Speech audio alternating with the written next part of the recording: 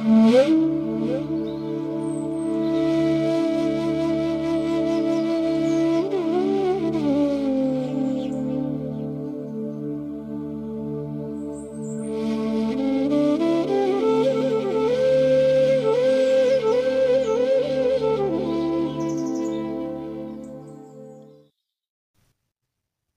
स्थापकाय च धर्मस्य सर्वधर्मस्वरूपिणे अवतार वरिष्ठाय রামকৃষ্ণায় তে নমঃ। নমস্কার। শ্রী শ্রী ঠাকুর, শ্রী শ্রী মা এবং স্বামীজি মহারাজের রাতুল চরণে ভুলুণ্ঠিত প্রণাম জানাই। প্রাণারাম বাংলা ইউটিউব চ্যানেলে সম্প্রচারিত সৎকথায় প্রতিদিনের মনন এই ধারাবাহিক অনুধ্যানে আপনাদেরকেও স্বাগত জানাই, শ্রদ্ধাপূর্ণ প্রণাম নিবেদন করি। আপনাদের জানিয়ে রাখা ভালো যে আগামী 6ই ডিসেম্বর কলকাতা ভাবপ্রচার পরিষদের একটি ভক্ত সম্মেলন হবে স্বামী বিবেকানন্দের পৈতৃক আবাস এবং সাংস্কৃতিক কেন্দ্রে। প্রবেশপত্র আপনারা ভাবপ্রচার পরিষদের আশ্রমগুলি থেকে পেয়ে যাবেন, কলকাতার যে ভাবপ্রচার পরিষদের আশ্রমগুলি থেকে।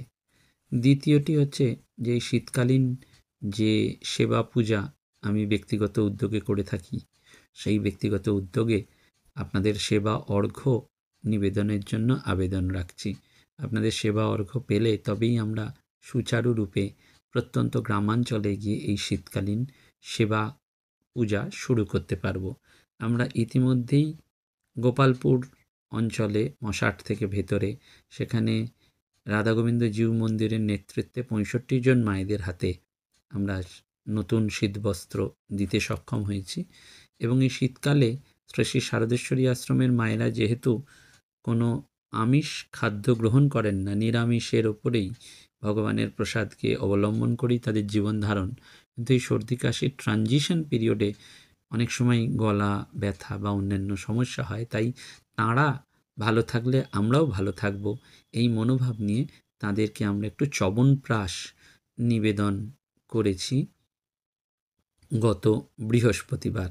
90 জন সন্ন্যাসিনী মায়েদের এই চবনপ্রাশ নিবেদনের মধ্যে দিয়ে আমাদের সেবা পূজার আরেকটি পর্ব অতিক্রান্ত হয়েছে। মায়েদের এই ভালোবাসা তো দুর্লভ। যে ডাক্তারবাবু এটি শুরু করেছিলেন তিনি বর্তমানে ইহলোকে নেই, ডক্টর তপন কুমার বাসু, কিন্তু মায়েরা তাঁর কথা আজও মনে রেখেছেন। বারবার বলেছেন যে ওই ডক্টর বাসু শুরু করেছিলেন, আজও সেটি চলছে। তো এই সমস্ত ধরনের সেবাই কিন্তু আপনাদের অর্ঘ্যের দ্বারাই সম্পাদিত হয়। তাই আপনাদেরকে সেই আবেদন নিবেদন রইল। আজকে রামকৃষ্ণ মিশন কাশন্দিয়া আশ্রমে জপযজ্ঞ, তাই আজকে আমরা কিছুক্ষণ পরেই এই কাশন্দিয়া রামকৃষ্ণ মিশনে চলে যাব এবং সেই জন্যই সেখানে জপযজ্ঞের আলোচনা হবে এবং তারপরে জপ, গীতা চ্যান্টিং, পাঠ, ভজন, কীর্তনের মধ্যে দিয়ে অতিবাহিত করতে হবে আমাদের। সেজন্য আজকে আমরা জপের কথাই স্মরণ করব, জপের লক্ষ্য নিয়ে আমরা আজকে একটু স্মরণ মনন করব। আমরা জানি যে মনকে যা ত্রাণ করে তার নামই হচ্ছে মন্ত্র, এবং মনকে ত্রাণ করতে হলে এমন একটা কিছুর আশ্রয় নিতে হয় যেটা মন থেকে পৃথক, যা মনের অতীত, যা মন নয়। সাধক ও তার মনের মধ্যে মন্ত্র হল প্রথম আবির্ভাবে 1/3 শক্তির স্বরূপ। মন হচ্ছে জড়, মন্ত্র চেতন। সেজন্য বলা হয়ে থাকে মন্ত্রে অক্ষর বুদ্ধি করতে নেই। আপাতভাবে মন্ত্র একটি অক্ষর, শব্দ বা শব্দ সমষ্টি হলেও আসলে সেটি হলো তার নেহাতি মৃন্ময় মূর্তি। তার মধ্যে দিয়ে যে দোতনা বা ব্যঞ্জনার উদ্ভব ঘটে, তার যে উদ্ধারণের সামর্থ্য, তাই হলো মন্ত্রের আসল মূর্তি, যা পুরোপুরি চিন্ময়, চেতনাশ্রয় এবং চৈতন্যময়। সেই শক্তিই আমাদের উপর ধীরে ধীরে জপের মধ্যে দিয়ে মন প্রাণকে উত্তরণে সাহায্য করে। এবং মনের গতি প্রকৃতিও অতি বিচিত্র। চিদাকাশের বুকে মন যেন থরে থরে সাজানো মেঘের শাড়ি। এই সে উৎফুল্ল, এই সে বিমর্ষ, এই সে তুষ্ট, এই সে রুষ্ট, এই সে উজ্জীবিত, এই সে ক্লান্ত, এই মুহূর্তে সে অনুকূল, পর মুহূর্তেই সে প্রতিকূল। এইভাবেই মনের লক্ষণ চলে। সেজন্য জপ, আমরা তো ইষ্ট মানে আমাদের যিনি ঈপ্সিত, যাকে আমরা পেতে ইচ্ছা করি, যাকে আমি চাই, যিনি আমার জীবনের লক্ষ্য, শুধু এই জীবনের নয়, জন্ম জন্মান্তরের যিনি আমার লক্ষ্য, তিনিই তো ইষ্ট। এবং মন্ত্রের মধ্যেই ইষ্ট প্রবিষ্ট হন। মন্ত্রের মধ্যে দিয়েই তাঁর সমগ্র সত্তা শক্তি নিয়ে বিরাজ করেন। বটবীজের মধ্যে বিরাট বটগাছটি যেন সূক্ষ্মভাবে নিহিত। সেজন্য জপযোগেই ইষ্ট দর্শন, ইষ্ট প্রাপ্তি ঘটে। নাম জপের সূত্র ধরেই সাধক সেই ইষ্টে পৌঁছান। সেজন্য মন্ত্রই হলো ইষ্টের সূক্ষ্ম রূপ। মন্ত্রের পর্যাপ্ত সেবা করলে মন্ত্রই ইষ্টের রূপে সাধকের সম্মুখে উদ্ভাসিত হন। যেমন জলসিঞ্চন, পরিচর্যা, কাল প্রতীক্ষা দ্বারা বীজই বিরাট মহিরুহে পরিণত হয় এবং সেইভাবে প্রত্যক্ষ হয়। মন্ত্রের প্রযুক্তিই হল জপযোগ। জপের মধ্যে দিয়ে মন্ত্র ক্রিয়াশীল হয়।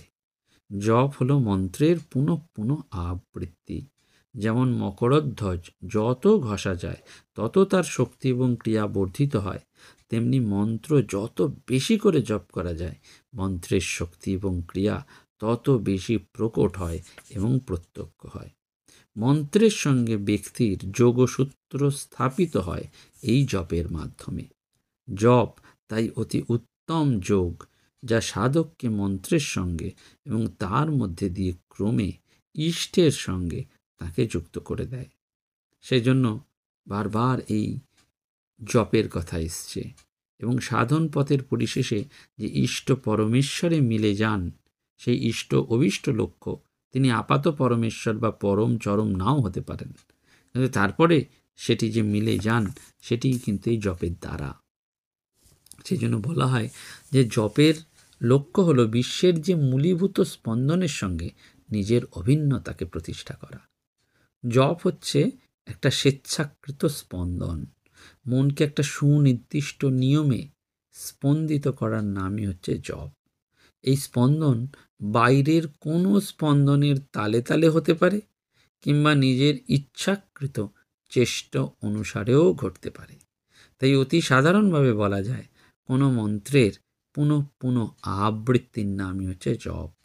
জপের চরম লক্ষ্য হলো বিশ্ববীজ প্রণবের সঙ্গে অভিন্নতা প্রাপ্তি। অন্যান্য খণ্ডিত মন্ত্র জপ করতে করতে পরিশেষে অখণ্ড মন্ত্রে গিয়ে সাধক পৌঁছান। জপ প্রথম প্রথম চেষ্টাকৃত হয়ে থাকে, তারপর বিনা আয়াসে ঘটতে থাকে, যেটিকে বলা হয় অজপা সাধন। তখন তাকে থামানো যায় না, বন্ধ করা যায় না। তার গতি তখন দুর্বার, অপ্রতিরোধ্য, অহর্নিশ, নিরন্তর এবং নিরবধি। ওঙ্কারের মধ্যে বিলীন হয়ে জাপক বিশ্ব প্রাণের সঙ্গে অভিন্ন হয়ে অমরত্ব লাভ করেন। ওঙ্কার মহানাদ রূপে চিরবিদ্যমান, অনাদি, অনন্ত। প্রথম প্রথম একটু চেষ্টা চরিত্র করতে হয়। যেমন দাঁড়িয়ে থাকা গাড়িকে প্রথমে একটু ঠেলে চালু করতে হয়, পরে সে নিজে থেকেই চলতে থাকে। আর যে গাড়িকে চিরকাল ঠেলে নিয়ে যেতে হয় সে গাড়ি কোনোদিনই লক্ষ্যে পৌঁছে দিতে পারে না। ঠিক সেই রকম আমরা মন্ত্রের শুধুমাত্র জপই করি, কিন্তু মন্ত্রকে জীবনের সর্বকর্ম এবং আচরণে সম্প্রসারিত করতে আগ্রহী হই না। তাই আমাদের অধ্যাত্ম সাধনা আড়ষ্ট, অসম্পূর্ণ এবং হীনাঙ্গ হয়ে পড়ে, সেটা জীবন সাধনায় উত্তীর্ণ হয় না। জপ মানে মন্ত্রের শ্রদ্ধাপ্লুত আবৃত্তি। এটি হচ্ছে জপের সংকুচিত অর্থ। আসলে জপ মানে জীবনের সর্বক্ষেত্রে ঈশ্বরীয় স্পন্দন তোলা।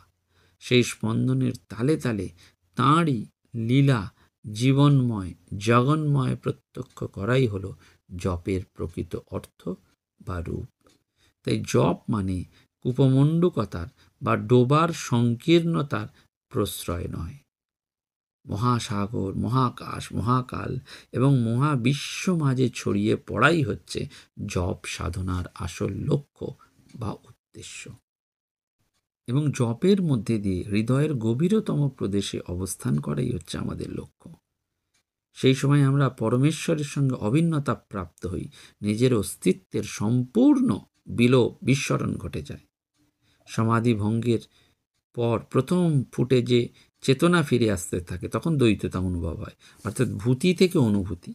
ভূতি হচ্ছে হওয়া, আর অনুভূতি মানে হচ্ছে আস্বাদন করা। জপের গভীর অবস্থায় এইভাবেই আস্বাদন করা যায়।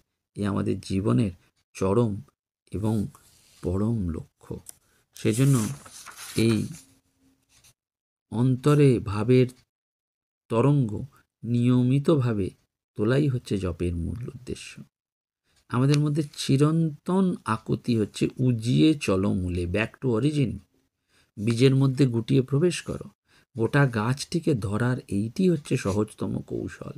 বিরাট বটগাছের পাতায় পাতায় ঘুরে ঘুরে সর্বাঙ্গের প্রত্যক্ষ স্পর্শ লাভ বা তার হৃদয় বিন্দুটিকে স্পর্শ করা অসম্ভব ব্যাপার। সেজন্য এই অনন্ত ভাবের তরঙ্গকে নিয়মিতভাবে তোলাই হচ্ছে জপের মূল উদ্দেশ্য। এবং নাম মানে হচ্ছে বাচক বা স্মারক, যার সাহায্যে একজনকে ডাকা হয়, স্মরণ করা হয়।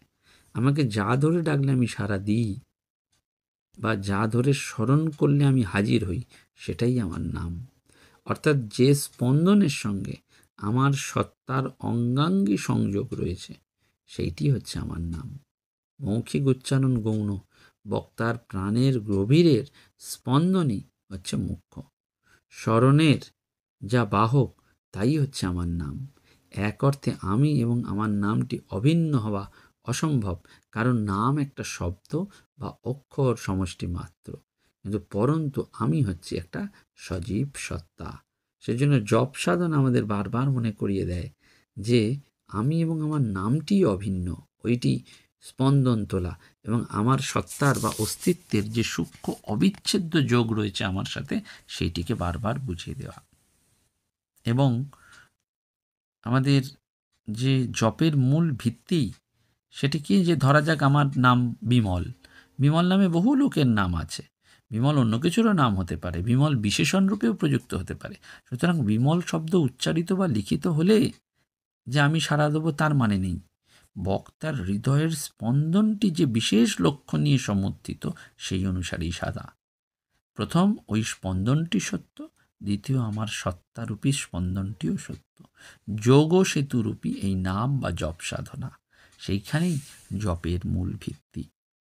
সেজন্য জগৎ সংসার আপাতত সত্য, অর্থাৎ স্বপ্নে দেখা সব কিছুর মতন স্থায়ী বা বাস্তব, কিন্তু জীবরূপী আমি স্বরূপত ব্রহ্ম, অথচ আপাতত আমি হলাম দেহধারী নামধারী একটি মানুষ। এই উভয় অস্তিত্বের মধ্যে সেতু বন্ধনটি কি না, সেটি হচ্ছে স্মৃতি। সেজন্য আমাদের সাধন অবস্থায় মনে হয় আমিই আছি, তিনি নেই। নাম পেলাম মানে আমার সত্তার গগনে তিনি বিন্দুরূপে আবির্ভূত হলেন। জপ সাধনা করতে করতে সেই বিন্দুটি বিশাল বিস্তৃত হবেন এবং আমার প্রাণের অস্তিত্বকে একেবারে গ্রাস করে ফেলবেন। সেই জন্য স্মরণ মনন নিদিধ্যাসনই হচ্ছে জপের মূল ভিত্তি। পিতৃদেবের স্মৃতিকে আমি তার ফটো, তার ব্যবহৃত দ্রব্য এর মধ্যে ধরে রাখি। স্মৃতির দোতনাটিই বড় কথা, যেটা আমার প্রেরণা বা শক্তি বা শান্তির উৎস। স্মৃতির ওই দোতনাটি না থাকলে, আমার চিত্তের পটভূমিতে দোলা না দিলে সেটা নিরর্থক। সেই জন্য ওইটি আমাদের বারবার মনে রাখতে হবে। এবং জপের জন্য বীজ মন্ত্র সবিশেষ প্রশস্ত। অন্যান্য দীর্ঘতর মন্ত্র জপেরও বিধি আছে, যেমন গায়ত্রী মন্ত্র, কিন্তু সেগুলোও পরিশেষে সেই বীজে গিয়েই পর্যবসিত হয়, কারণ সত্তার স্পন্দন ক্রমশ সূক্ষ্ম থেকে সূক্ষ্মতর আধারকেই আশ্রয় করে থাকে। সেজন্য বীজ মন্ত্রই হচ্ছে সাধন সত্তার সেই সূক্ষ্মতম আধার, যার পরতে পরতে আর কোনো ভূমিপ্রায় থাকে না, যার মাধ্যমেই আর অন্য কোনো কিছুকে ব্যক্ত করা যায় না, অর্থাৎ তারপরেই অব্যক্ত ভূমিতে তার উত্তরণ হয়ে যায়। এবং বীজ মন্ত্র কিন্তু শেষে গিয়ে প্রণব মন্ত্রে মিলিত হন। এবং সেই জন্যেই আমাদের বারবার বলা হচ্ছে যে জপ সাধনা মূলত এই বীজ মন্ত্রকে আশ্রয় করেই করতে হবে। অর্থাৎ বীজটি সম্প্রসারিত হতে হতে একটা বিশ্ব ব্রহ্মাণ্ডের রূপ ধারণ করেছে। আবার ওই বিশ্ব ব্রহ্মাণ্ড গোটাতে গোটাতে শুধু একটা অনুপরিমাণ বীজের আকার ধারণ করেছে, এইটিকে বুঝতে হবে। এবং বীজ মন্ত্রই হচ্ছে আসল বা মুখ্য, অন্যান্য সমস্ত মন্ত্র স্তোত্র গৌণ ভূমিকা পালন করে। এবং তন্ত্রসারে বিবিধ বীজমন্ত্রের সবিস্তার উল্লেখ রয়েছে। শহরাঞ্চলে, গ্রামাঞ্চলে সব ক্ষেত্রেই ওই বারবার মনে রাখতে হবে যে বীজমন্ত্রটি আমাদের ঈশ্বর অভিমুখী গতিটিকে অব্যাহত করে রাখে। সেজন্য জপ হচ্ছে স্পন্দনের সাধনা। তিনি আছেন, তার স্পন্দন আছে, তাই আমাদের স্পন্দন আশ্রিত জপ সাধনা সার্থক হয়ে ওঠে। সেইটিই জপের মূল কথা। আমরা আর কিছুক্ষণ পরেই সেই জপযজ্ঞে প্রবেশ করব। সকলকে প্রণাম জানিয়ে আজকের মতন ঠাকুরের চরণেই আমাদের সমস্ত কিছু সমর্পণ। নমস্কার, ধন্যবাদ। প্রাণারাম প্রাণারাম প্রাণারাম প্রাণারাম প্রাণারাম প্রাণারাম। কি যেন লুকানো নামে তাই মিষ্ট এত তব নাম। প্রাণারাম প্রাণারাম প্রাণারাম প্রাণারাম প্রাণারাম।